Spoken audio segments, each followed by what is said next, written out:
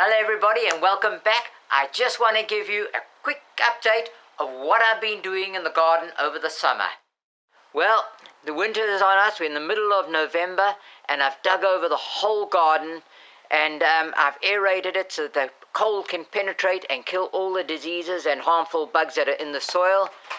And I've done the whole gardens like this, and so everything is now well ready.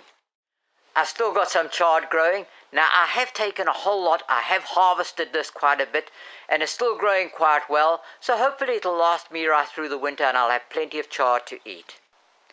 Well, I've still got the mint growing and it's still doing very well. In that corner over there, that little spot, I've got some rosemary growing. Now we got that off to a late start, so it's very, very small.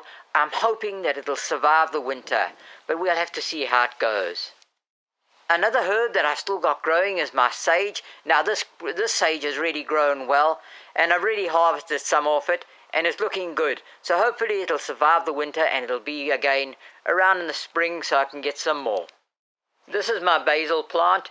It's already started to die off. I don't know if it's perennial, so I'm just going to hope that it survives the winter. The other herb that I've got now is the thyme down the bottom here, and it's doing quite well. It's still very small, so I'm hoping that it'll also survive the winter. I believe they're meant to be perennial. I'm not too sure, but we'll see at the end of the winter. Well, that's all for the edible plants outside. Now, the ivy growing around the border of the pond, that's still doing very well, and all the grasses are now beginning to die off. The lobelia on the far side, that's doing quite well. It's really come into bloom, and it's surprisingly well. And then I've got obviously my grasses, they're doing very well over the far side. And then I've got this plant, I don't know what it's called, inside the pot plant, and it seems to be doing quite nicely. Now, there is one other thing that I want to show you, and that is my filter house. Now, on the filter house, I've made a few alterations. Now, if you can have a look close up, you can see I've hinged the top.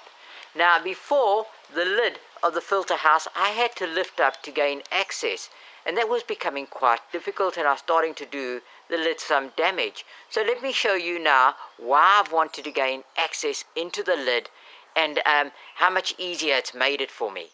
You see, what I've done to the lid is I've made it accessible. Now, I've got this little rope on the side here that I can't push it over too far so that the lid doesn't fall into the pond. And then I've got this stick over here, and I've made some notches in here that it'll keep it safe.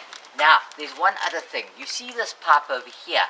This pipe goes into the filter house, and it goes into the filter here. Let me show you up closer. You see, what I've done is this pipe over here now goes into here, and you see the filter box over here. It runs around the side and it goes into the filter underneath here. Now, if I lift this up, now you won't be able to see it. I don't know if you'll be able to see it, but it goes through into here, and inside the filter, underneath the covers over here, I've got a little pump, a little pond pump. Now, the pond pump is so that when I want to get water out of the pond, all I need to do is plug this in here, switch on the pond, and it'll automatically pump fish water through this pipe. Now, this pipe over here is long enough to reach anywhere in the garden, so from the far back end to the far front end, and including the polytunnel. So what this means is when I want to take any water out of the fish pond to feed the rest of the garden is really easy. It's just a matter of plugging in that hose, switching on the pump, and I can access anywhere in the garden.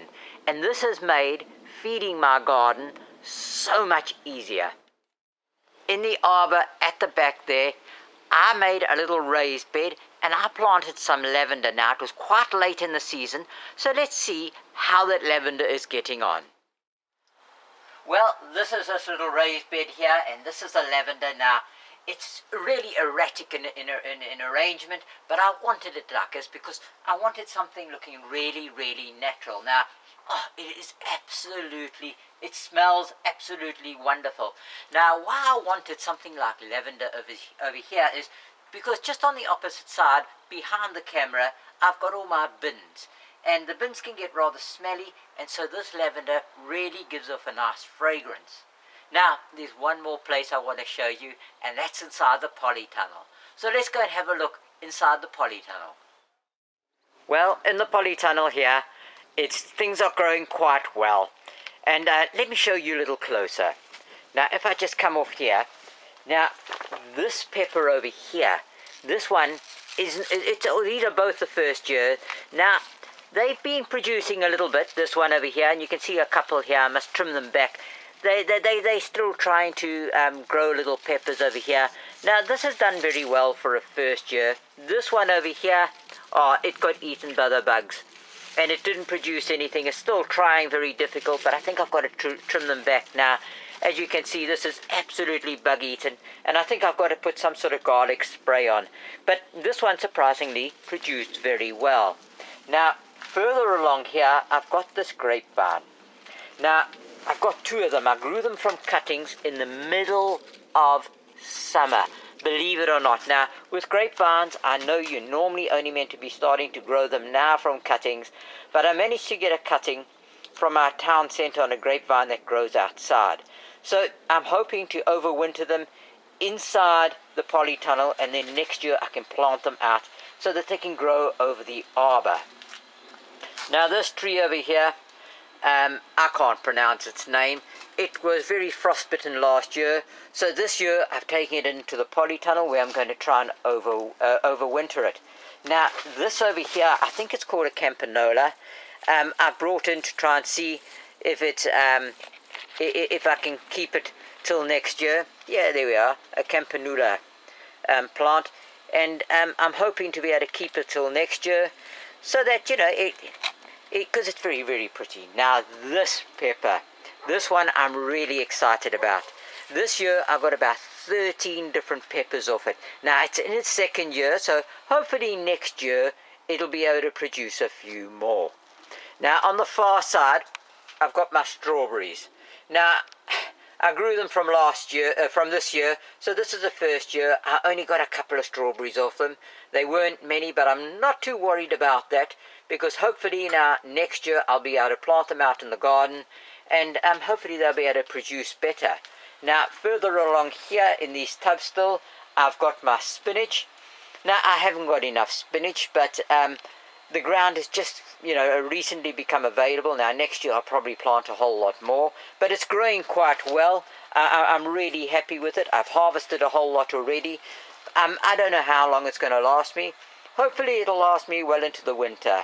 Now, my last harvest was last week. I took some carrots out of there and some spring onions out of this bed over here where I've got these canes. So, you know, that's my last harvest. Now, they should last me for a little while further throughout the year. Now, lastly, there is one more exciting thing that I've got going on in the garden. In this bed right in front here, I'm going to be planting a plum tree. And over the other far side over here, just in front of the bins over here, I'm going to be planting a hazelnut tree. And then just to the left of it, just behind this windy dryer, there's going to be planted a cherry tree. And then coming back onto this side of the garden over here, I'm going to be planting a plum tree right over there. So hopefully they should arrive near the end of November, where I can get planting them down and embedding them and getting them ready for the spring, so when they come out of dormancy they can grow again. Well, everybody, that's my update for the winter here, or for the summer. Everything is ready now for the winter.